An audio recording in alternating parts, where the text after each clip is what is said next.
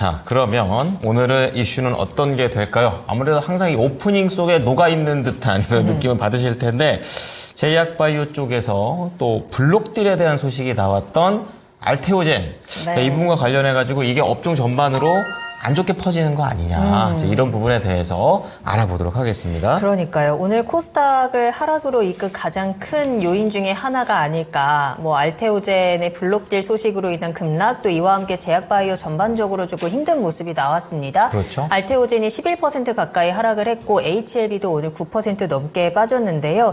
사실 알테오젠이 미국 머크와의 독점 계약이라든지 뭐 여러 가지 기대감으로 인해서 한 달 사이에 9만 원대에서 20만 원대까지 거의 2배 넘는 상승률을 맞아요. 보여줬던 종목이잖아요. 좋았죠. 맞아요. 근데 이런 상황에서 이제 대주주의 지분 매각이 나오면서 과연 이게 고점의 신호인가? 뭔가 악재가 숨어 있는 건 아닐까라는 좀 불안감이 생기는 것 같습니다. 네. 자, 그렇다면 알테오젠 이 급락의 지분을 급락에 다시 한번 그래도 아직 기대감은 살아 있다면 매수의 기회로 삼아봐야 되는 건지 아니면 탈출의 신호인지 제약바이오 전반에 대한 투심에 대한 이야기도 한번 해보겠습니다. 참 이 기업들이 집안 단속 잘해야 돼요. 잘 가다가 갑자기 대주주들이 팔아버린다고 그러면 다들 흔들하죠. 본인이 대주주라는 걸 좀 잘 기억을 해주셔야 되는데. 그러게 말입니다. 자, 그래서 알테오젠 또 HLB 그룹주 이 전반적으로 오늘 하락의 그 원인이 될 수밖에 없는데 사업은 괜찮은지 이 부분에서 알아보도록 하겠습니다. 자, 김영일 전문가님, 알테오젠이라든지 이런 특정 HLB 관련된 그룹주들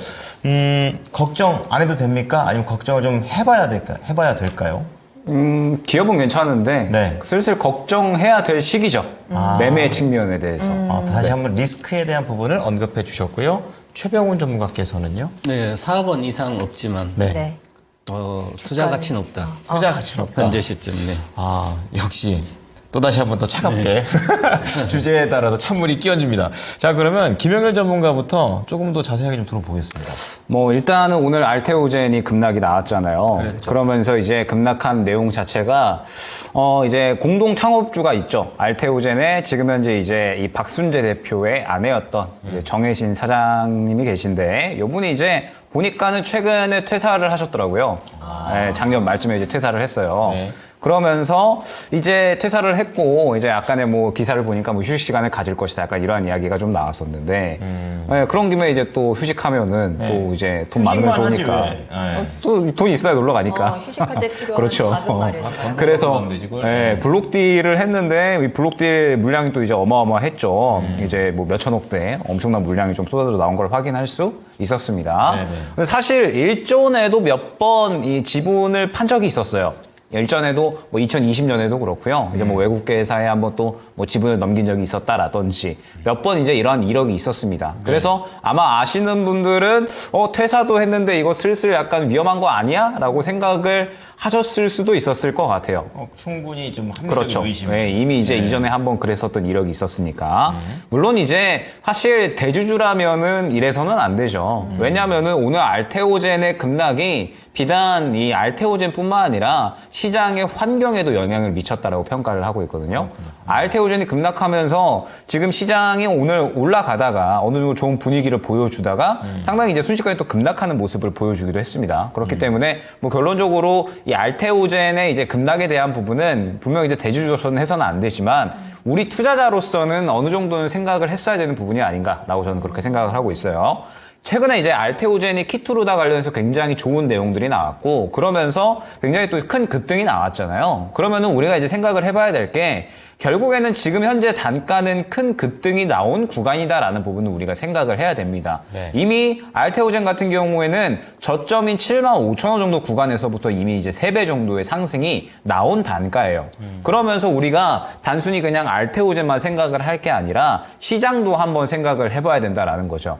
최근에 미증시에서 이번 주에 유독 많이 나오는 이야기가 뭐냐면 상승할 만한 이슈가 이제 부족하다라는 이야기가 많이 나오고 있어요. 짚어주셨잖아요. 오전에도. 그렇죠. 예. 최근에 이제 미증시가 워낙에 많이 올라왔었고 미증시가 올라온 가장 근간이 되는 이슈는 엔비디아였습니다. 그렇죠. 엔비디아와 그 다음에 그 외에 뭐 빅6 기업들의 상승세. 이러한 종목들이 상승이 나오면서 끌고 와줬고 FOMC 금리 인하 기대감까지도 어느 정도는 이제 올라와줬었어요. 최근에 이제 파월이 FOMC에서 굉장히 좀 좋은 이야기를 해줬으니까. 근데 이러한 것들이 전체적으로 이제 어느 정도 시장에 작용이 되고 나니까 여기에서 시장이 더 올라가려면 추가적으로 더 좋은 이슈가 나와 주어야 되는데 이제 나올 건덕지가 없다라는 거죠. 이제는 한 6월 정도 돼가지고 금리 인하를 아예 실시를 해주어야 시장에 확실하게 또 유동성이 풀리는 것이 보여지면서 더 갈 수 있는 원동력이 만들어질 수가 있는 건데 지금은 시장이 또 너무 많이 올라왔고 이러한 상황에서 추가적으로 더 갈 만한 이슈가 없다. 이러한 이야기가 나오고 있는 게 미증시거든요. 이번 주 같은 경우에는. 그러면 우리 증시 같은 경우에도 거의 비슷한 상황이 아닐까라고 저는 생각을 하고 있어요.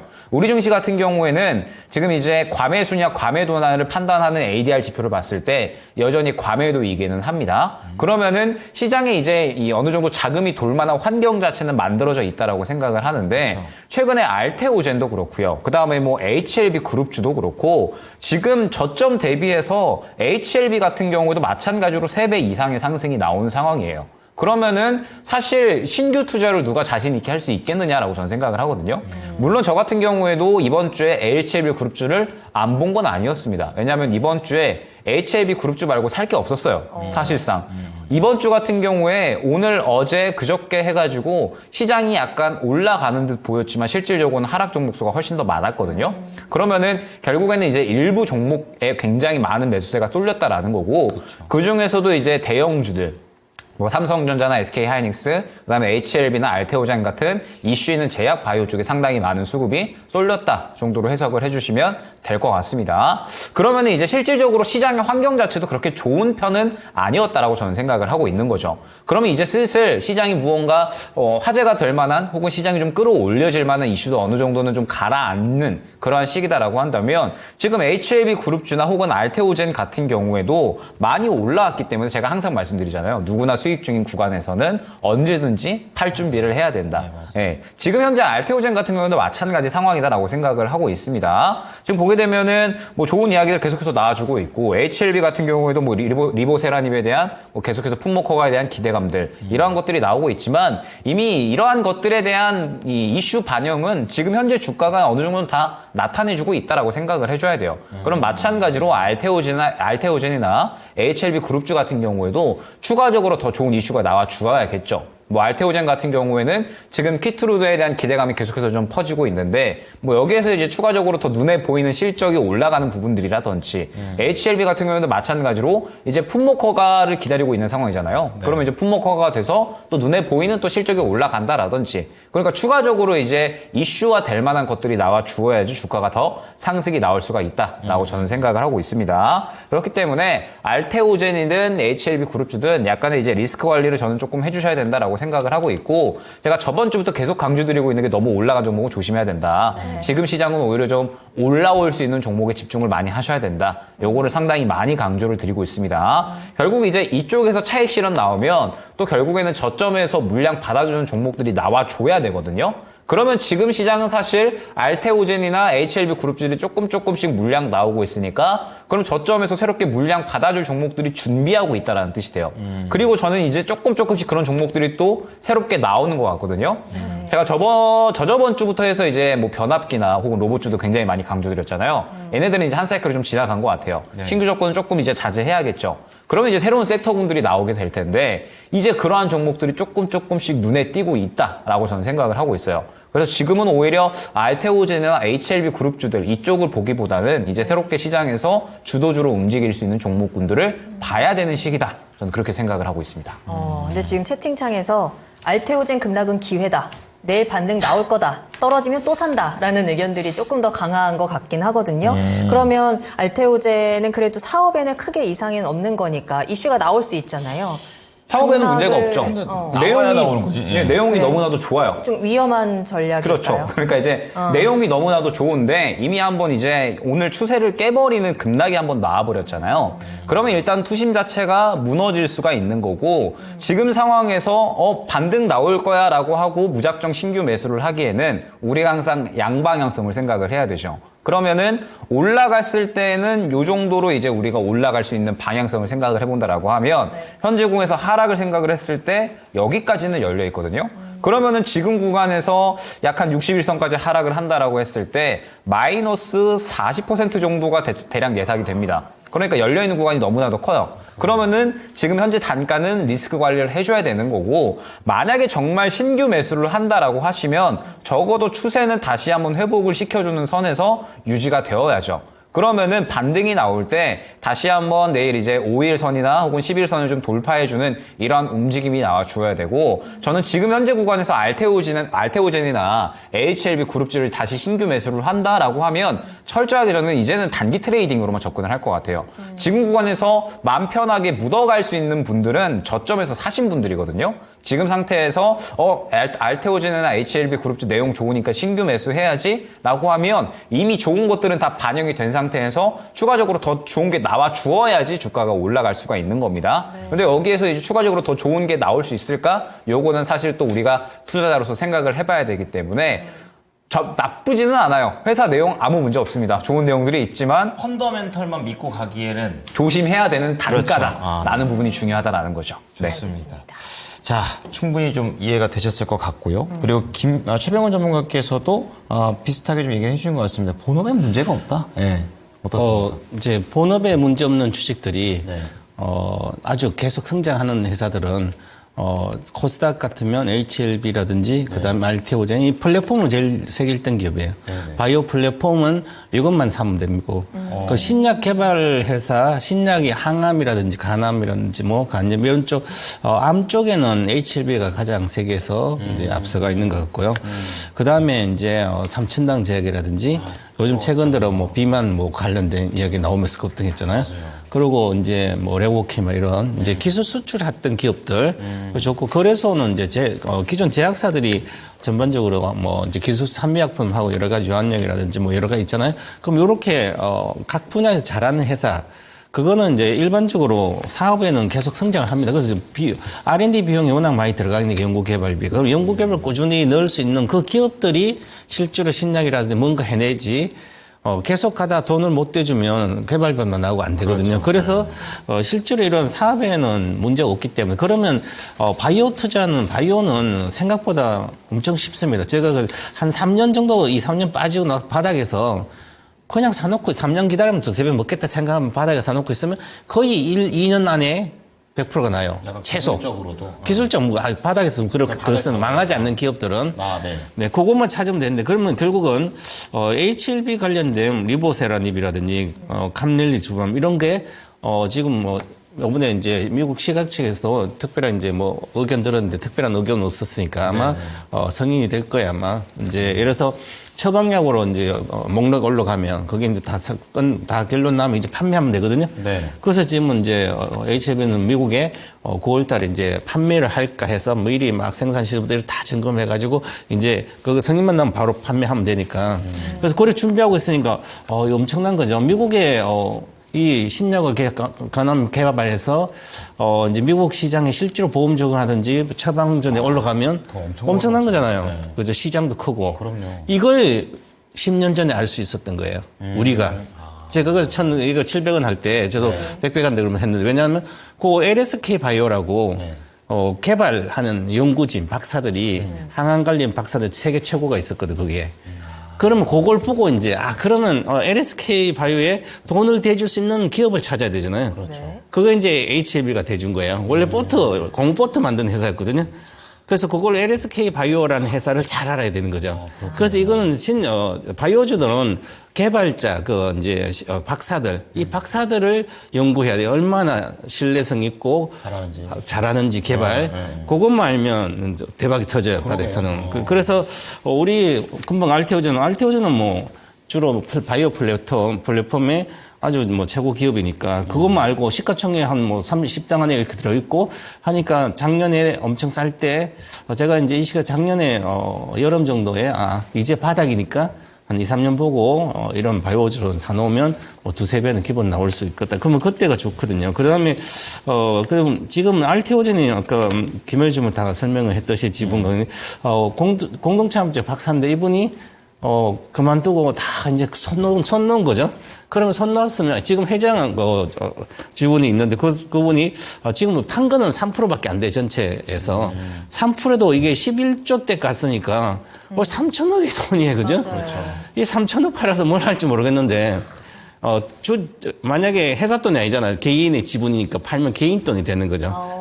그죠? 그 뭐 양도세 내고 뭐 이렇게 하면 얼마나 커 3,000원이면 아까 앵커님 우주를 PD님 우주여행을 맞아요. 수십 우주여행도 번 갈수 수백 번 갈 수 있는 돈인데 우주여행 가면 뭐 4억에 한 10억 들겠잖아요. 그죠? 야, 엄청나게 갔다 올 수 있겠네요. 아예 집도 짓겠어요. 저기 우주선을 개발하는데 돈 투자한 것도 아니고 그래서 왜 판지는 어쨌든 많이 올랐으니까 팔고 뭐 대주주 지분은 있으니까 그대로 그리고 160만 주가 이렇게 돈이 된다는 게 지금 4인이 갖고 있는 주에 1260만 되거든요. 그 160만 주만 팔았는데 엄청난 돈이에요.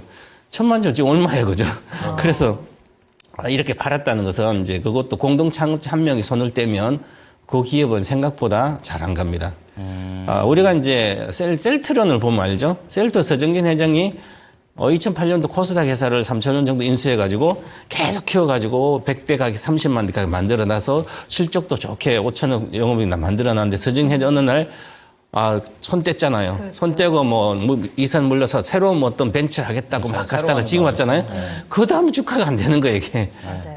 그래서 지금은 쉽지 않다. 가격은 고평가돼 있고 그래서 장기적 성장세는 문제 없기 때문에 외국인도 계속 사고 있어요. 그래서 외국인들 장기니까 많이 빠졌을 때 다시 한 여름 정도 잡으면 될 것 같아요. 그때 잡아서 가을에 팔면 되지 않을까. 좋습니다. 알겠습니다. 자, 그러면은 지금 최근에 이제 오늘 또 아주 급락을 좀 해버렸던 알테오젠과 관련된 HLB와 관련된 내용들 좀 분석을 해봤고요. 조금 더 제약바이오 쪽에서도 다른 쪽으로 시선을 좀 옮겨보도록 하겠습니다. 네. 뭐 대표적인 바이오시밀러 관련된 회사 그리고 CMO와 관련된 그런 회사 두 가지를 볼 텐데 뭐 잘 알고 계시는 삼성바이오로직스 그리고 셀트리온 관련된 내용을 좀 보도록 하겠습니다. 이제 다시 한번 이들의 시간이 되돌아오는 건가 이 부분까지 좀 확장할 수 있는지도 좀 여쭤봐야 될 것 같습니다. 자, 김영균 전문가께서는 이 두 기업을 좀 대표하는 이런 업황 좀 살아날 거라고 생각하십니까? 저는 지금 매력도가 별로 없다라고 생각을 해요. 그러니까 최근에 이제 제약 바이오가 돌 때 결론적으로 셀트리온이나 혹은 이제 뭐 추가적으로 이제 뭐 삼성 바이오로직스라든지 그러니까 다 갔어야 된다라고 저는 생각을 하거든요.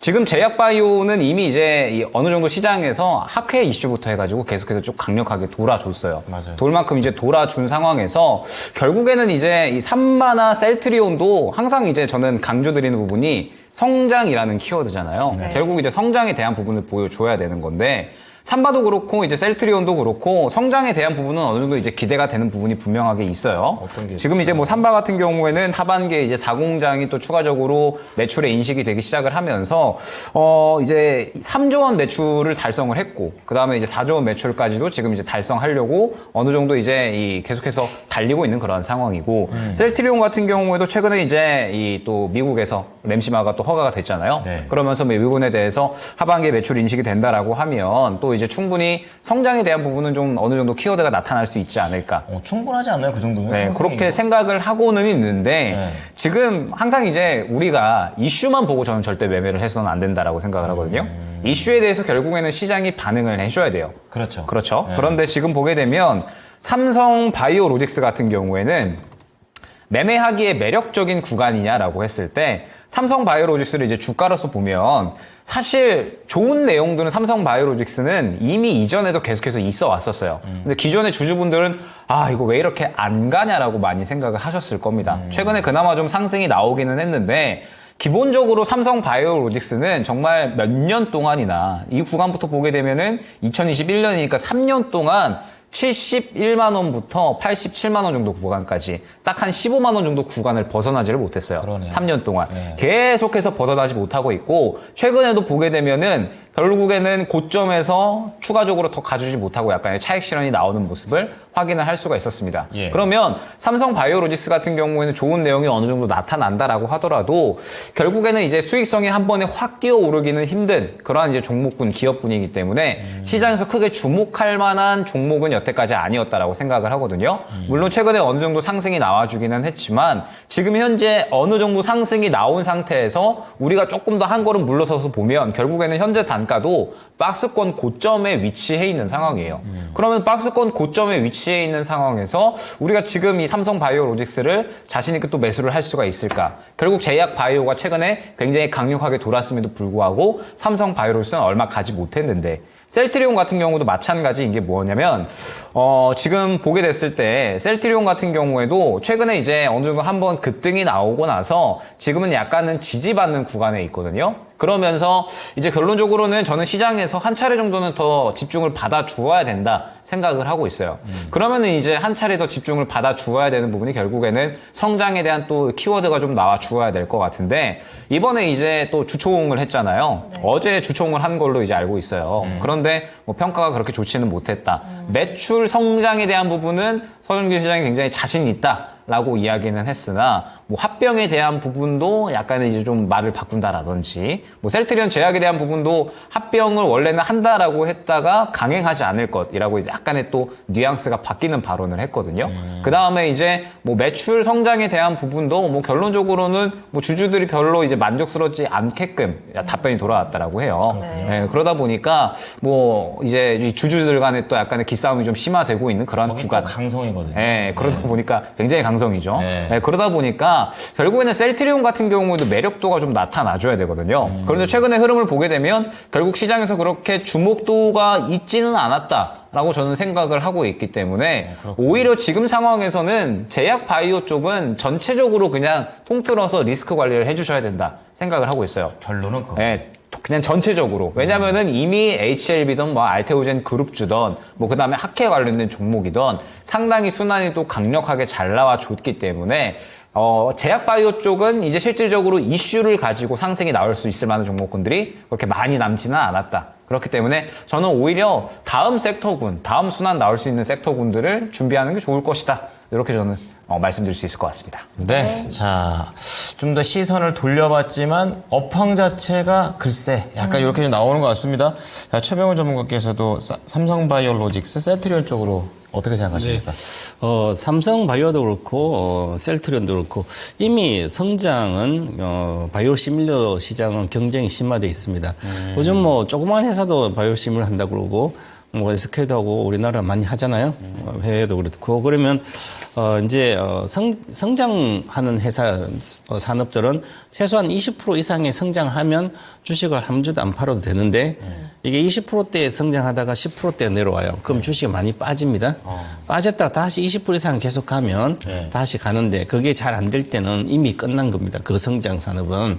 그래서 우리 이제 예를 들어서 뭐 이거 바이오도 마찬가지지만 바이오 시밀러가 계속 급격히 성장하다가 셀트리온도 어느 정도에서 마이너스도 갔다가 성장률이 또 조금 좋았다가 또 급 변동이 심한 거죠. 그래서 이미 유럽도 그렇고 미국도 뭐 셀트리온도 시장은 뭐 대다수는 알려져서 많이 점유했고 이제 올해 셀트리온 같은 미국 시장에 신규 진출한 약품도 있으니까 그래서 셀트리온 같은 건 좀 더 이제 올해 매출 성장 크겠지만 삼성바이오로 이렇게 보면 삼성바이오는 올해 작년 대비 14%. 컨센서스가 내년에 15%, 그 다음에 12% 이렇게 성장을 잡아놨습니다. 이건 긍정적으로 다 잡아놓은 거거든요. 공장을 지으니까 거기서 잘 팔렸을 때. 그럼 이렇게 안 나올 수도 있거든요. 그전에는 30%, 90% 이렇게 성장했어요. 1조 5천억에서 하다가 2021년도, 22년도 3조 매출이 나오고요. 작년에 3조 5천이니까 그 다음 확 주는 거죠, 이제.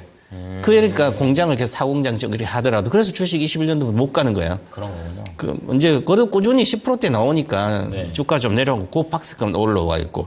그럼 셀트론 같으면 마이너스도 갑니다. 이게 매출 성장이 21년도는 2%밖에 성장을 못했고요. 22년도 20% 갔다가 또 작년에 마이너스 4.7 가죠.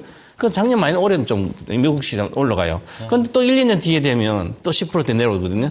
그러니까 셀트론은 제가 토마토 TV 역 15년 했을 때는 셀트론은 8, 9만 원 무조건 갖고 있어도 30만 원 계속 이야기했는데 18만 그러면 거의 이제 18년 그 이후부터 30만 원 갖다 내려오고 이제 회복만 하는 거지 새로운 역사를 못 그린 거예요. 그래서 우리가 이제 그것처럼 우리가 전기차 같은 거 배터리도 마찬가지예요. 30, 50% 성장하다가 40, 30% 하다가 작년에 이제는 20%대 내려오거든요. 아직 20%대 가면 안 팔아도 되는 거예요. 근데 10% 올해 10% 왔잖아요. 그죠? 그럼 마이너스 내려오고 다시 20% 성장이 가야 돼요. 그래야 주식 회복하고 그러면 나중에 계속 20%대 26년도 이후부터 27년도 이후부터는 만약에 10%대로 성장이 내려오면 배터리 관련 주식은 매매할 건 매매만 해야지 투자할 가치가 없는 거예요. 이런 것처럼 이 성장 산업의 사이클입니다. 그래서 이것도 마찬가지. 그러면 이제 차트를 이렇게 보니까 보시면 과거의 차트 보시면 셀트리온도 요 18년도 30만 원대 34만 원 고점이고요. 그다음에 20년도 회복만 한 거죠. 고점을 반타작 이상 내려왔다가 70%까지 내려왔다가 회복하고 이제 계속 못 가잖아요. 그러면 이게 다시 올해 성장을 좀 더 하니까 그럼 올해 어느 정도 올라가자면 이 사상 고점을 돌파한다는 것은 이제는 안 된다는 거죠. 박스급만. 그러면 이제 그럼 새로운 걸 보여줘서 삼성바이오도 100만 원대는 뭐 103만 원이니까 이건 모양 보면 어느 정도는 돌파는 할 수 있을 것 같아요. 그죠? 그렇더라도 수익률 얼마 안 되는 거예요. 이게 120만 가더라도 50%밖에 안 되잖아요. 그죠?